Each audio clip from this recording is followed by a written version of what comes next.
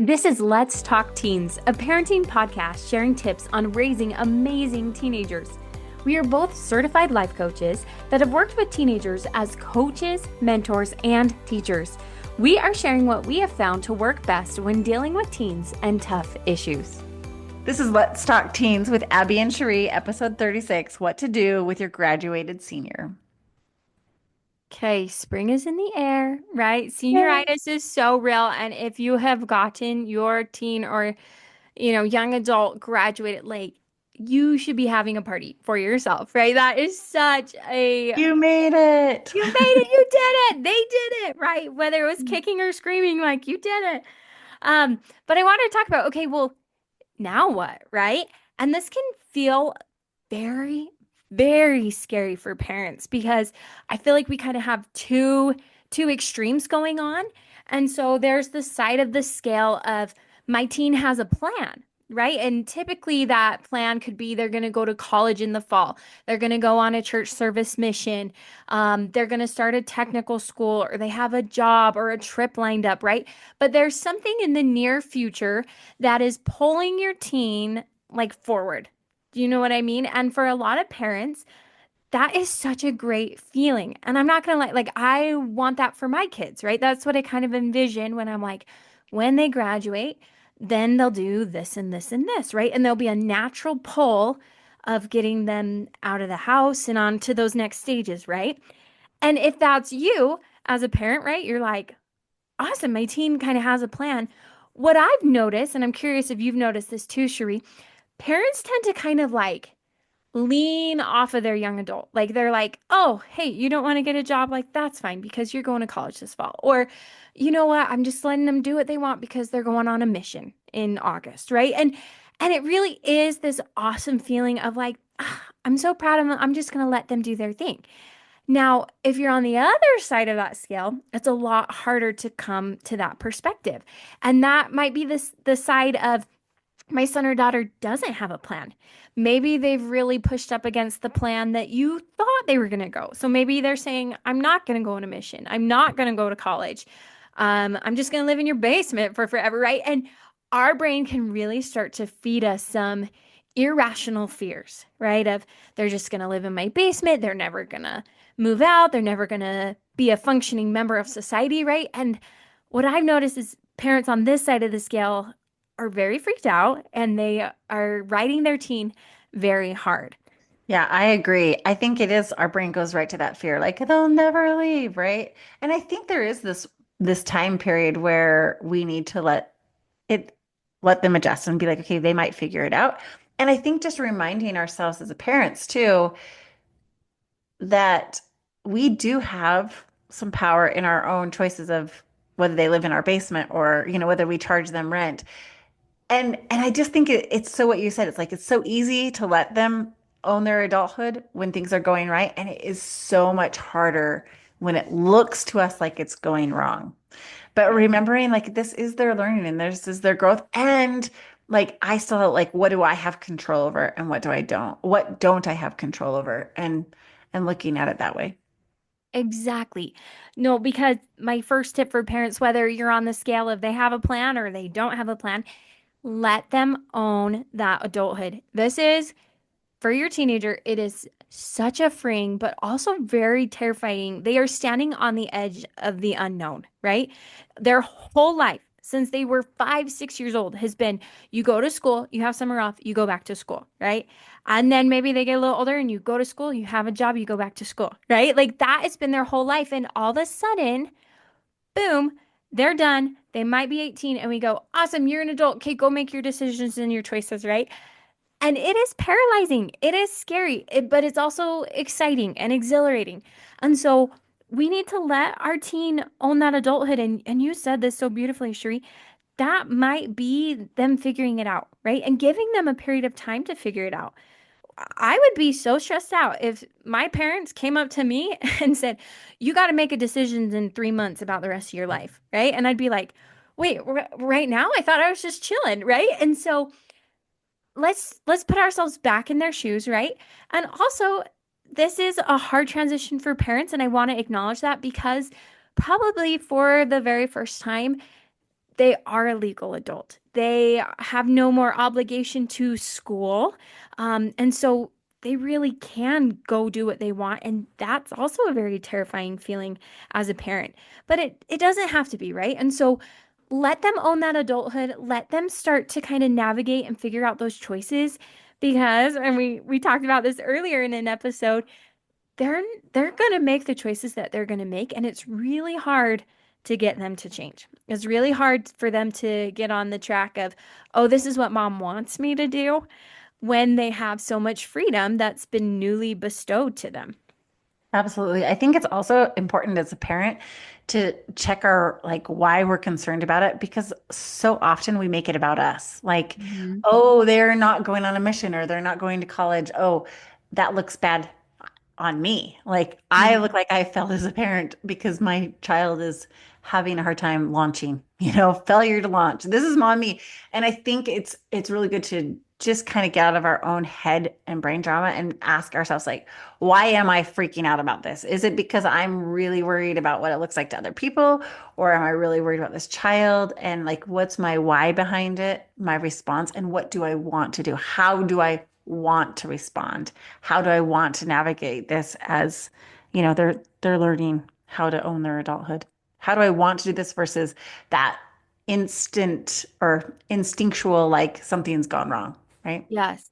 And that goes right with what I wanted to say of I feel like part of our role as parents during this really unique stage of launching into young adulthood, right? And they really do have a lot of freedom, a lot of choices, and we really do have a lot less parental control when it, like legally, if we're speaking, right?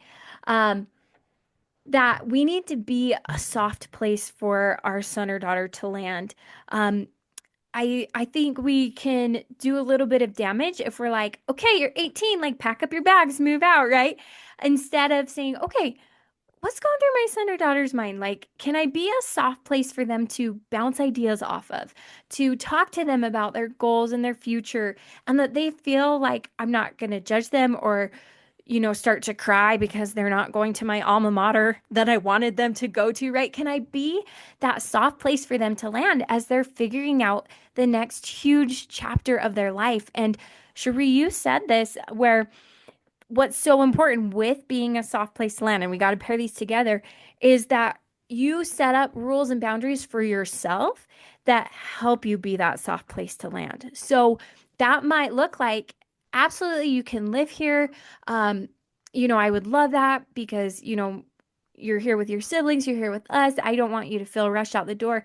But I do have rules about, when you can take the car or who can come over and stay the night, right? Like things like that, that we've talked through those things and not as like a harsh dictator just to have rules, but to go, I know myself well enough as a mom that if these rules are broken, if you're going to start to vape in the house, if you're going to bring people over late at night, right? We have to set up rules so that I can still be that soft place to land. Because if I don't have any rules, what's going to happen is I'm going to harbor some resentment. I'm going to get some feelings. And now it's going to be really pokey for us to live together, right? So figuring out what are those boundaries that would help my son or daughter and I navigate this next stage of their life until they do eventually decide to leave or stay. And what does that look like? But it's so important that we have those boundaries, or else it just turns into prickly pears brushing up against each other, right? Instead of being a soft place to land for them. And that soft place to land is so important, but it's also, we do want them to move forward and not get stuck in what's too soft and too comfortable. So I love what you said about the rules because we can also kind of help that. I just think of like a bird leaving the nest and how the mom sometimes has to kind of push that baby bird out to get it to Yeah. fly. And sometimes those rules can help with that because I remember, we've had a few experiences, some with our own children, some with other young adults that have lived at our house that when there were no rules or expectations for them and they didn't have to contribute, maybe pay rent or pay for some groceries or have any Mhm. rules and they could come and go as they wanted. They got so comfortable here. And then that's, the resentment was definitely created in our family, but it didn't help them launch. Where when we said, hey, you know what, this is really actually not working. We're not helping you make the best of your life by you living here free and having no rules. So we're just going to implement a few things, and you are so welcome to be here, but this is what it's going to look like. And if that's not what you want, then you're also welcome to move out and move on and find a job or go to school or find something. And it was amazing how quickly we had a young adult live with us that wasn't ours, how quickly he decided the next stage of his life when he didn't get rent free, food free, Mm. and no rules, right? It's like, oh, that helped him move forward. And it was actually the most loving thing we could do for him was to help him launch, to have Yes. some rules. Yeah. And I think I love in your example, it wasn't a, I'm trying to force you out, so let me make this as miserable as possible. It's like, No. I love you. I want you here.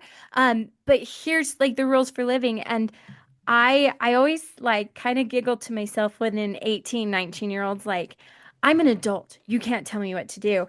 And then, I'll say things like, well, do you live with at your parents' house? And they're like, yeah. I'm like, well, do your parents pay your cell phone bill? And they're like, yeah. And your car insurance? Yeah.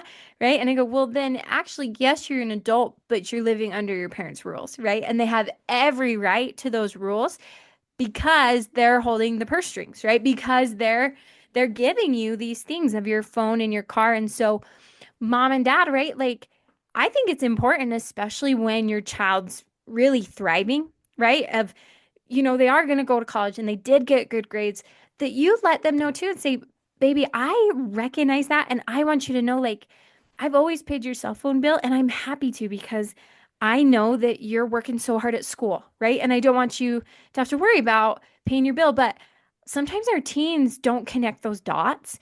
And so I think it's really important to let them know and be like, hey, my graduated senior, like, I love that you're here. I love that, maybe you're going to take some time off and go do a senior trip with friends and then, go to college. I just want you to know part of me showing you how much I love you and that I'm proud of your decisions is that I am paying for these things or that I'm letting you do these things because our teens, they just don't connect those dots. And it's important.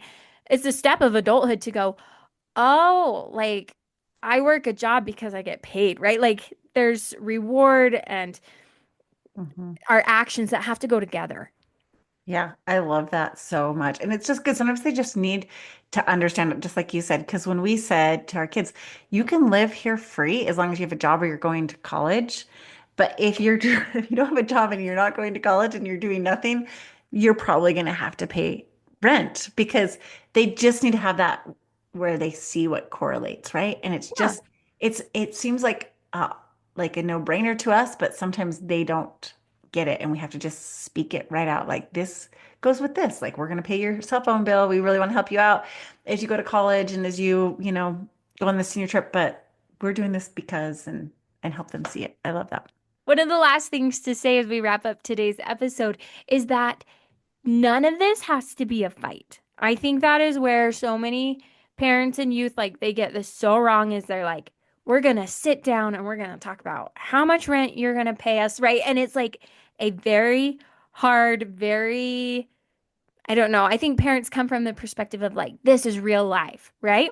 Well, yes, there's like mean landlords in real life, but we don't have to be that, right? As the parent. And so there's absolutely no reason, especially if we're coming from a place of, I want what's best for you, and I also want what's best for me, right? In my house and how we're gonna live our life, that this has to be a fight at all. And so your teen might not love that you're like, hey, now you need to start paying for your car insurance and your cell phone.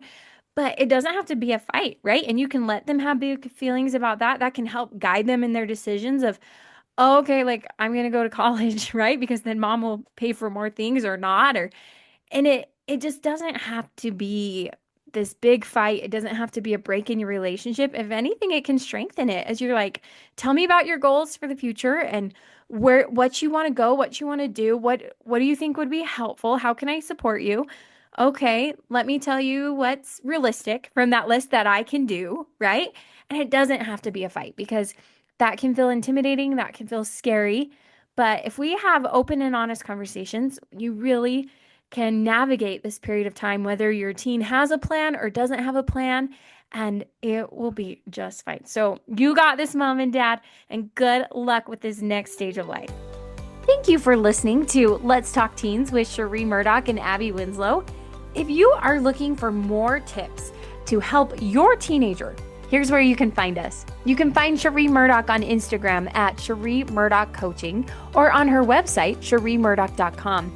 You can find me, Abbi, on Instagram as Abbi Winslow or on my website, AbbiWinslow.com. Please rate and review our podcast and share with a fellow parent. Thanks for listening.